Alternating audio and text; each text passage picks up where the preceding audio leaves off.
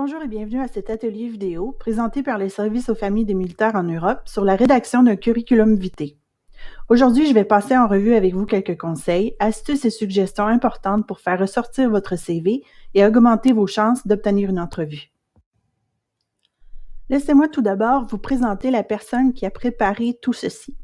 Elle s'appelle Nathalie McLellan et elle est la coordonnatrice du programme d'emploi, éducation et formation pour le service aux familles des militaires en Europe.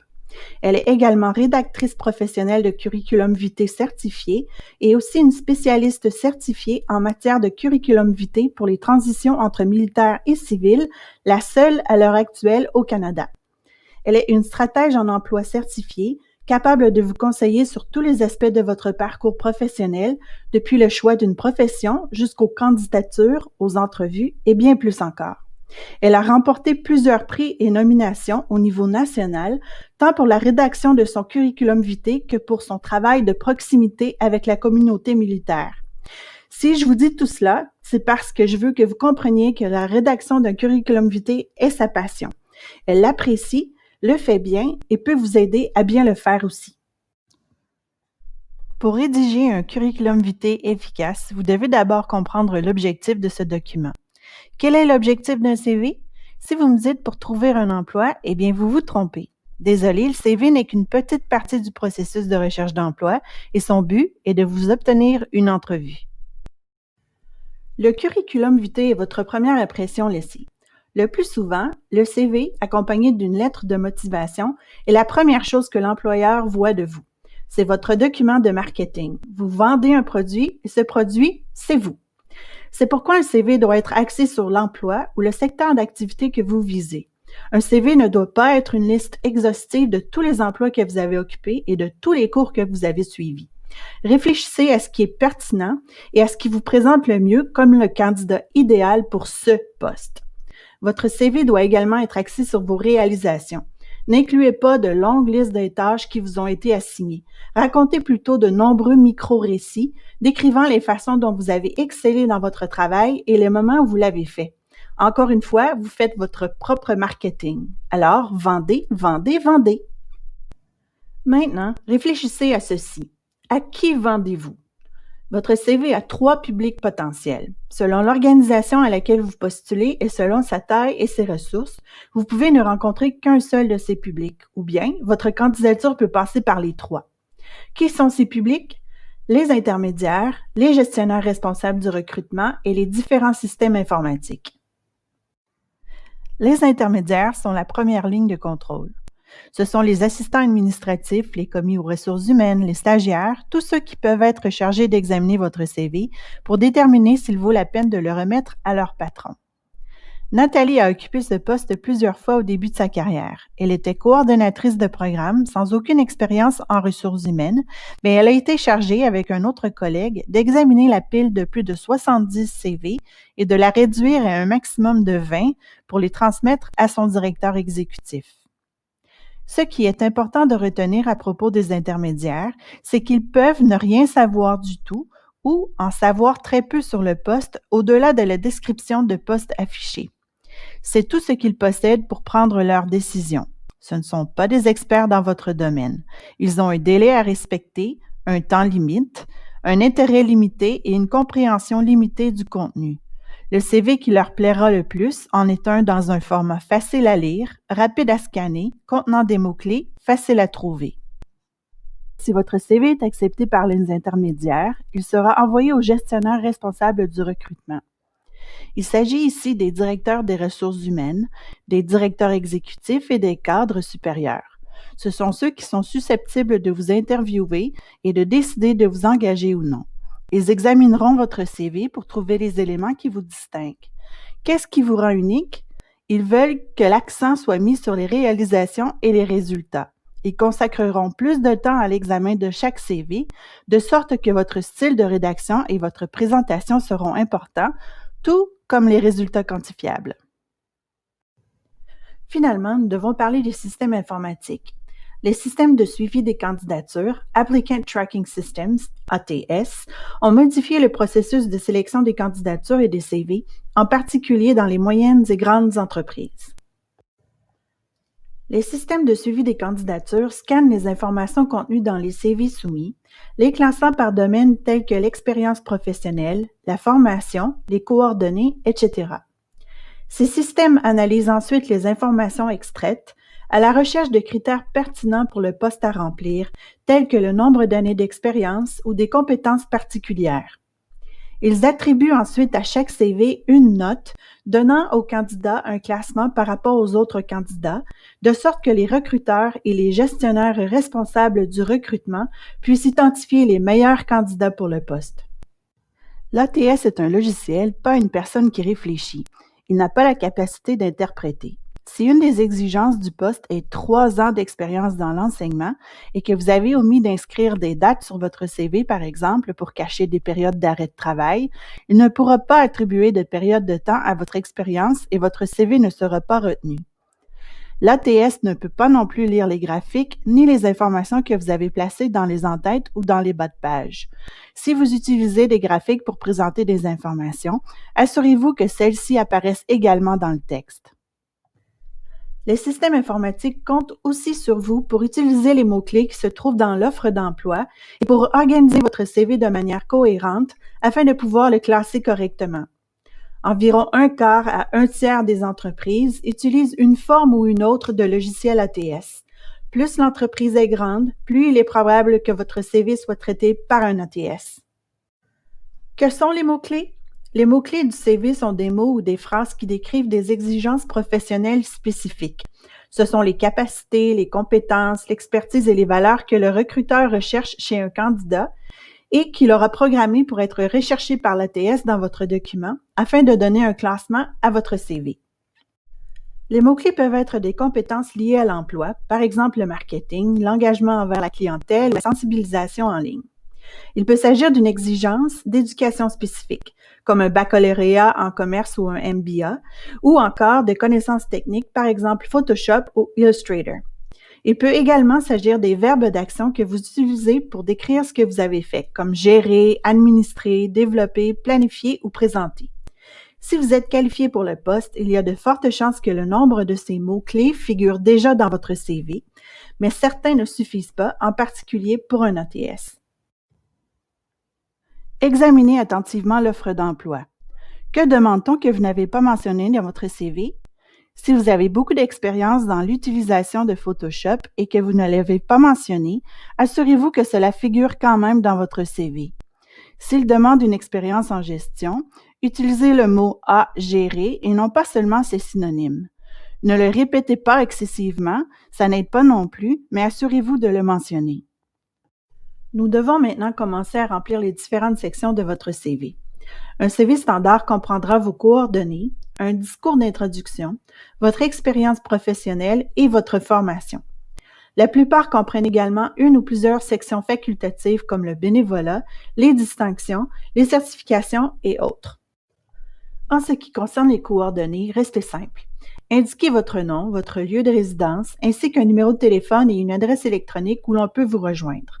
2 numéros de téléphone suffisent si c'est nécessaire, mais n'en indiquez pas plus que 2. De plus, il est important de ne pas utiliser un numéro de téléphone ou une adresse électronique au travail. Même si votre employeur actuel n'y voit pas d'inconvénient, ça donne une mauvaise impression. Votre employeur potentiel vous verra immédiatement utiliser les actifs de l'entreprise à des fins personnelles et comme première impression, c'est pas très génial. Voici un point très important à cet égard. N'incluez pas d'informations trop personnelles.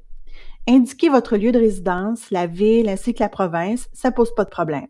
Mais l'adresse complète n'est pas nécessaire. Indiquez votre numéro de téléphone et votre adresse électronique et c'est tout. N'incluez pas votre date de naissance, votre état civil, vos affiliations religieuses ou d'autres détails. Les employeurs ne sont pas autorisés à tenir compte de ces informations lorsqu'ils vous embauchent et le fait de les inclure ne fera que de les mettre dans une position délicate.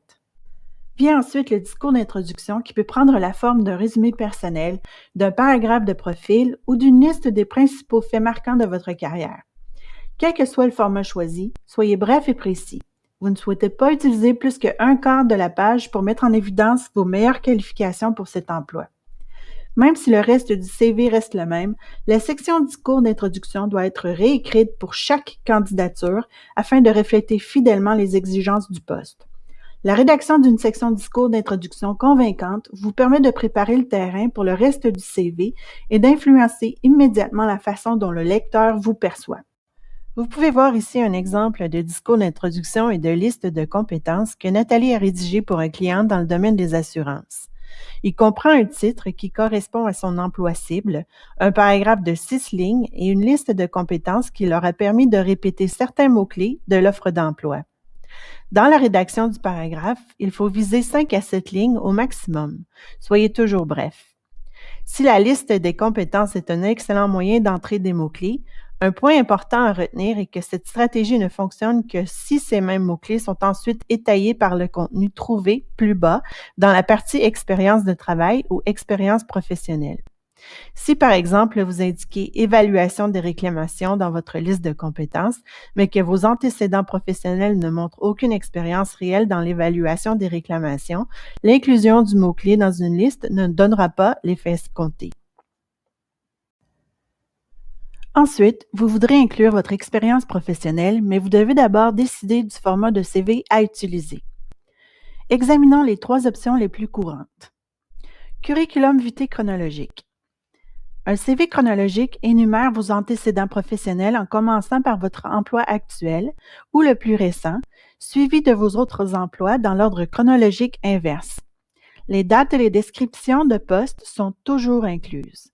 C'est le style de CV le plus courant et il est préféré par les employeurs ainsi que les gestionnaires responsables du recrutement, car il est facile de voir quels emplois vous avez occupés, pendant combien de temps et ce que vous y avez fait. Ce type de CV convient bien aux demandeurs d'emploi ayant des antécédents professionnels solides et réguliers. Curriculum vitae fonctionnel. Un CV fonctionnel met l'accent sur vos compétences et votre expérience plutôt que sur votre parcours professionnel chronologique.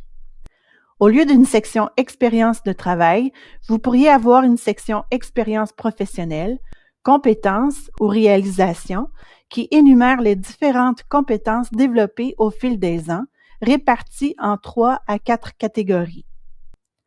Un curriculum vitae fonctionnel pourrait ne pas inclure du tout l'historique de l'emploi ou simplement fournir une liste d'emplois, souvent sans date, au bas du curriculum vitae. Les CV fonctionnels étaient autrefois recommandés aux personnes qui changeaient de carrière ou encore à ceux qui présentaient des lacunes dans leur parcours professionnel. Cependant, de plus en plus de recruteurs et de gestionnaires responsables du recrutement indiquent qu'ils font moins confiance à ce format, possiblement trop utilisé. Lorsqu'ils ouvrent un CV fonctionnel, ces lecteurs supposent immédiatement que vous cachez des lacunes, et c'est pourquoi Nathalie évite d'utiliser ce type de CV. Curriculum vitae mixte. Un CV mixte est un mélange entre un CV chronologique et un CV fonctionnel. Il peut prendre plusieurs formes selon les aspects de chaque style de CV que vous souhaitez mettre en valeur. Presque tous les CV que Nathalie crée aujourd'hui sont des CV mixtes. Beaucoup ressemblent essentiellement à un style chronologique, mais intègrent simplement une liste de compétences et d'autres éléments de style moins traditionnels. Avec ce type de CV, vous pouvez mettre en évidence les compétences que vous possédez et pertinentes à l'emploi pour lequel vous postulez, ainsi que fournir votre historique chronologique de travail et finalement vos expériences de travail auxquelles les employeurs accorderont une grande importance. N'oubliez pas que la plupart des employeurs souhaitent voir votre historique chronologique de travail, même s'il n'est pas très complet et même s'il comporte des lacunes. Un CV combiné vous permet de mettre en évidence ce qui vous rend, vous, plus apte à occuper le poste, tout en fournissant à l'employeur l'ensemble des informations qu'il souhaite avoir. Voici un graphique simple pour vous aider à comprendre à quoi peut ressembler chaque style sur une page. Vous pouvez voir comment chacune des sections, expérience, éducation, compétences, etc., se voit attribuer plus ou moins d'espace selon le style de curriculum vitae. Dans cet exemple de CV, vous voyez une bonne utilisation du style combiné. Nous avons utilisé un discours d'introduction, une liste de compétences et ce que Nathalie a appelé une évaluation des compétences clés pour mettre en évidence les compétences et l'expérience militaire des candidats dans un style plus facile à comprendre pour un employeur civil. Ensuite, vient une liste du parcours professionnel avec des descriptions concises. Ce deuxième exemple concerne une cliente qui retourne au travail après 6 ans d'absence à s'occuper de sa famille. Ils ont utilisé un curriculum vitae chronologique standard énumérant les études avant l'expérience car elle venait de terminer une importante certification. Ensuite, ils sont allés directement à son dernier emploi qui s'est terminé en 2013. Son profil d'ouverture et sa lettre de motivation indiquaient tous deux, brièvement, qu'elle retournait sur le marché du travail. Il n'était donc pas nécessaire de le cacher. Cette cliente a été embauchée dans les 6 semaines par l'entreprise pour laquelle elle souhaitait le plus travailler. Parlons maintenant de la façon d'écrire le contenu qui entre dans cette partie du CV. La première chose et la plus importante est d'utiliser des déclarations de réalisation axées sur l'action. Une bonne façon de le faire est de commencer chaque phrase par un verbe. A géré une équipe de 5 personnes, a supervisé les opérations quotidiennes, etc. Utilisez des déclarations d'action puissantes pour dire ce qui a été réellement réalisé, pas seulement ce qu'on vous a demandé d'exécuter. Dire a géré une équipe de 5 est beaucoup plus direct et axé sur l'action que les responsabilités comprenaient la gestion d'une équipe de 5. Et c'est moins long, ce qui est également important. Un CV doit être concis. Attirez l'attention du recruteur en formulant chaque point de manière percutante. Nathalie essaie toujours d'écrire chaque point du CV de la manière suivante. Ce que vous avez fait, plus comment vous l'avez fait, plus quel a été le résultat. Au lieu d'écrire « responsable de la collecte de fonds pour les membres de la communauté dans le besoin », vous voudrez plutôt l'écrire comme ceci en plus de détails. A collecté plus de 2 000 $ pour soutenir les membres de la communauté dans le besoin en dirigeant l'organisation, le marketing et l'exécution d'un bal masqué.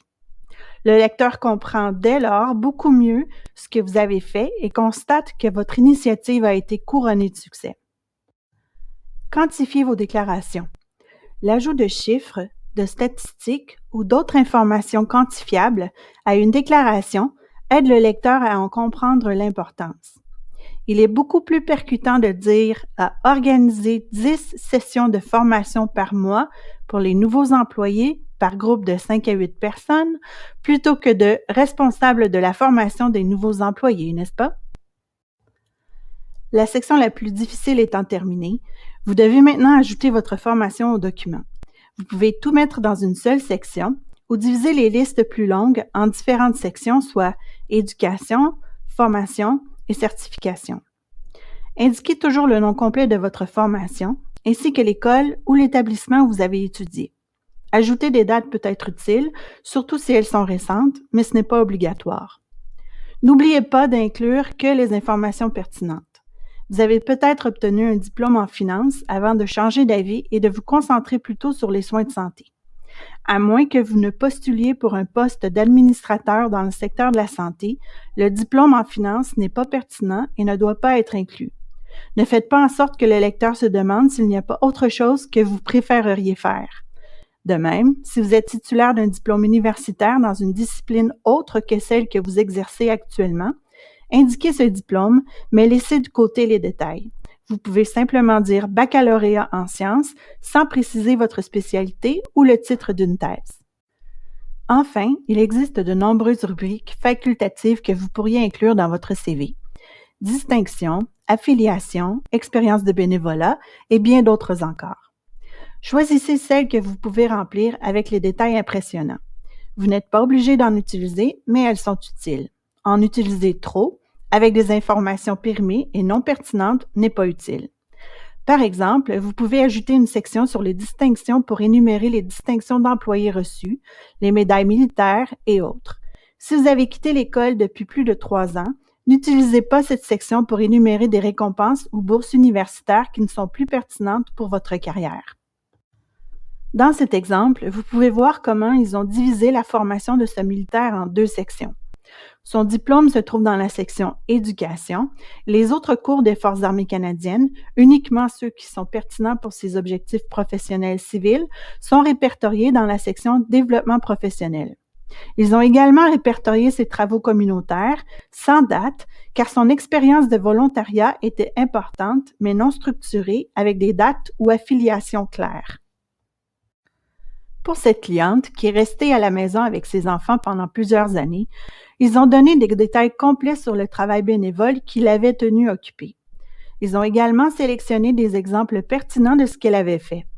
Elle avait plusieurs heures de bénévolat en classe où elle surveillait la cour de récréation, mais celles-ci n'étaient pas pertinentes pour sa recherche d'emploi et donc ont été laissées de côté. Dans ce dernier exemple, on retrouve de nouveau un militaire avec une autre façon de présenter la formation militaire. Comme les cours que ce client a suivis étaient très pertinents par rapport à l'objectif du poste, mais mal connus dans le monde civil, ils ont inclus une brève description des plus importants. Ils ont également ici ajouté le CD, qui est la décoration des forces canadiennes du client, accompagné d'une brève description afin de s'assurer de la compréhension des gestionnaires civils qui sont responsables du recrutement. Avant de terminer, il est important de mentionner quelques autres éléments de rédaction. Utilisez les espaces blancs à votre avantage. Laissez une marge d'au moins 1,5 cm sur toutes les faces du papier, c'est un début. Nathalie recommande 2 cm. Mais assurez-vous également qu'il y a de l'espace entre chaque section. Une ligne est suffisante. Trop d'espace peut être mauvais parce que le cerveau l'enregistre comme une pause et ça casse le rythme de lecture du document. Utilisez des polices d'écriture simples et courantes comme Calibri, Arial, Tahoma, Cambria et autres. Elles sont faciles à lire et elles se retrouvent sur l'ordinateur de la plupart des gens. Attention, si vous utilisez une police plus sophistiquée que votre lecteur final ne la possède pas, son ordinateur la remplacera par la police la plus proche qui peut être de taille différente ou plus difficile à lire. En règle générale, la taille de la police doit être de 10 à 12 points pour le contenu principal. Trop petit et difficile à lire, trop grand serait un peu comme de crier après votre lecteur. Les titres peuvent et doivent être plus grands pour se démarquer, mais ne doivent pas nécessairement être énormes. Soyez cohérent dans tous vos choix. Si vous écrivez vos titres en majuscules, faites-le pour tous les titres. Si vos points d'énumération de la page 1 sont en retrait de 1,5 cm, ils ne doivent pas être en retrait de 2,25 sur la deuxième page. La cohérence du formatage rend le document beaucoup plus facile à lire. Finalement, relisez-vous. Encore et puis encore. N'oubliez pas que le CV est votre première impression laissée sur le potentiel employeur. Si votre document est rempli de fautes de frappe, celui-ci supposera probablement que tout travail que vous ferez pour lui sera de qualité similaire et votre CV sera jeté aux poubelles. Nous avons couvert beaucoup d'informations ici en très peu de temps et ça peut être un petit peu accablant. Vous pourrez toujours regarder ceci à nouveau et passer en revue les parties avec lesquelles vous avez le plus de difficultés. Pour résumer ce que nous avons appris, voici les points les plus importants. N'oubliez pas que votre CV est un document de marketing et non un essai historique. N'essayez pas de tout dire, mais restez concentré sur votre objectif qu'est l'emploi. Utilisez des déclarations de réalisation qui ne se contentent pas de dire ce que vous étiez censé faire, mais qui sont rédigées avec des détails prouvant que vous avez bien fait votre travail. Et bien sûr, gardez le document bien organisé et facile à lire. Merci beaucoup à tous de votre participation. Nous espérons que vous avez appris beaucoup et nous vous souhaitons bonne chance dans votre recherche d'emploi. Si vous avez des questions, n'hésitez pas à contacter Nathalie à l'adresse qui se trouve sur la page. Au revoir.